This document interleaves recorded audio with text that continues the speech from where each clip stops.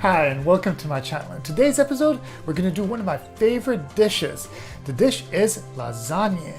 And yes, I am half Italian, so this is a dish that is really close to my heart simply because my mom makes this dish all the time. And yes, this dish is my mom's recipe, so I'm really proud of it. And it is a little bit of a tedious dish to do because it does take a couple of steps. It's really simple to do, but it does take quite a long time to actually complete it. Maybe about 40 minutes of preparation and another 30 to 45 minutes in the oven, but I guarantee you that the dish is sublime. So, well, without any further ado, let's start cooking. First section of the recipe in order to create a wonderful lasagna. In order to create this first step of this recipe successfully, you're going to need a couple of ingredients. 16 ounces of spinach, 9 ounces of ricotta cheese, some nutmeg, and we're going to cook all of these in a pan. So let me show you how to do that. In order to boil the spinach properly, set the stove to a pretty high temperature, then put some spinach in a pan. We're going to be adding 16 ounces of spinach. But because uncooked spinach tends to take up a lot of space and then shrink as it cooks, I like to add about half the quantity in the pan, let it cook a little bit, then add the second half of the spinach. Since we are boiling the spinach, be sure to add some water gradually into the pan and stir from time to time. This process of boiling the spinach shouldn't take too long. Once you see that the spinach is nice and soft, you can take the pan off the oven and use a strainer to separate the water from the spinach. Once that is done, take the spinach and put it back in the original pan and add 9 ounces of ricotta cheese, some nutmeg, and mix with a spoon. Great, this is looking beautiful. Once we've done this initial mix, we're going to be adding 1 egg.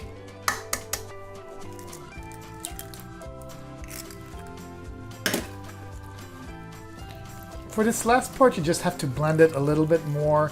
It doesn't really have to be perfect, but it just takes a few more little spins with a spoon, and we are pretty much done with the first part of this recipe.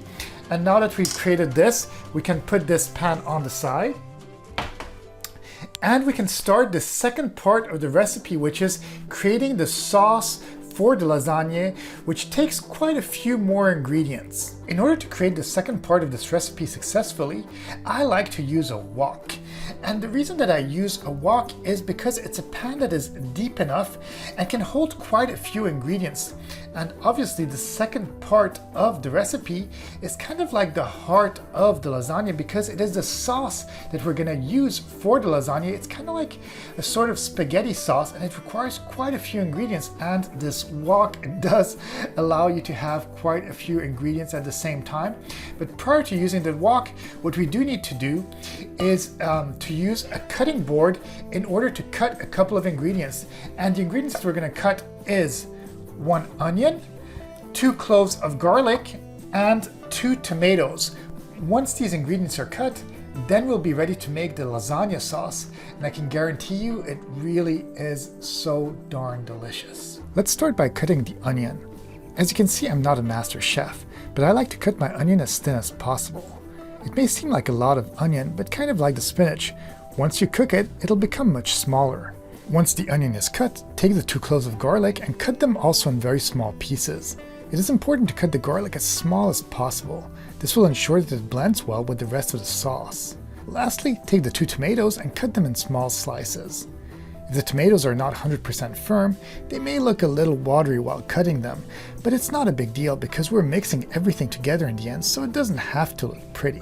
Now that the main ingredients are cut, set your oven to medium-high, and then pour some peanut oil into the wok. Let it heat up for a few seconds and then add a little slice of butter. Feel free to help the butter melt by using a spoon to spread it around the bottom of the wok. Once the oil is hot and the butter is mostly melted, add the onion, garlic, and tomatoes, and half a pound of minced meat. Now that the main ingredients are in the wok, stir briefly with a wooden spoon and then add 1 6-ounce can of tomato paste. I like using tomato paste as it has a really strong condensed flavor and really brings out the taste of the sauce. Then add a bit of nutmeg, a sprinkle of rosemary leaves, a bit of pepper, followed by a bit more oil. Finally, stir the ingredients briefly and cover with the lid of the wok. Let it cook for a little while. Be sure to check the sauce as it's cooking and continue stirring if needed.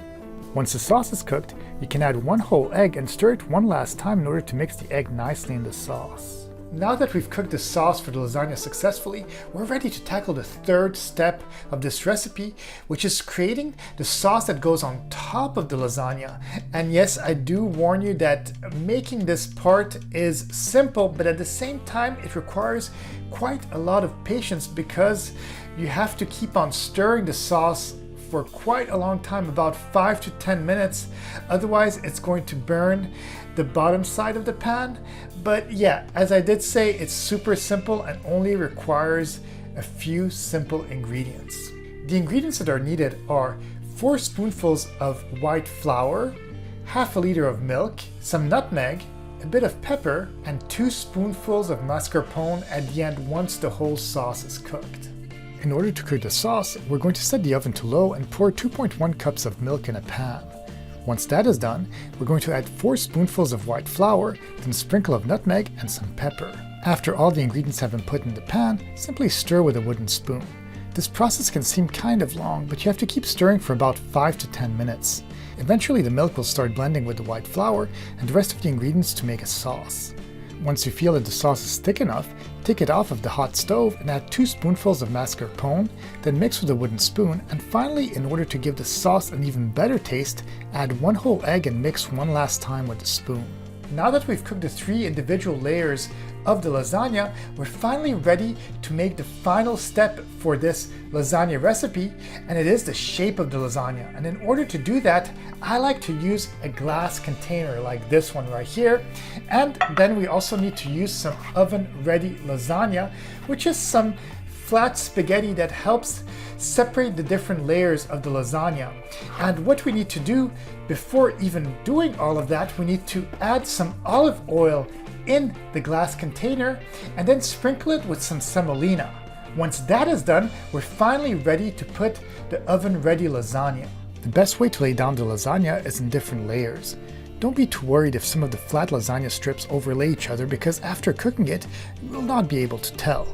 Once the bottom layer is laid down, take the pan that has the spinach, pour it in a glass container and flatten it so that it takes up the whole bottom layer of the pan. With that part done, now we're ready to put on the second layer. Place again the lasagna strips nice and flat so that it creates a separation for layer 1 and layer 2. Once that is done, take the pan with the tomato sauce that we've created and spread it evenly throughout the whole pan. Now that this step is done, place another layer of lasagna strips, and now we're ready to pour the sauce that we have just made. In the same way as the other layers, flatten it, and then as a final step to make the lasagna even more delicious, sprinkle some Parmesan cheese. Okay, so now we've created all 3 layers of this lasagna and we've made the shape of the lasagna. I must say that when you're creating these 3 layers, it's probably the best time to preheat the oven. It needs to be preheated at 390 degrees. And yes, while you're doing all the layers is the perfect time because it does take a couple of minutes to preheat, and at the same time it takes a couple of minutes to put all the ingredients one on top of the other.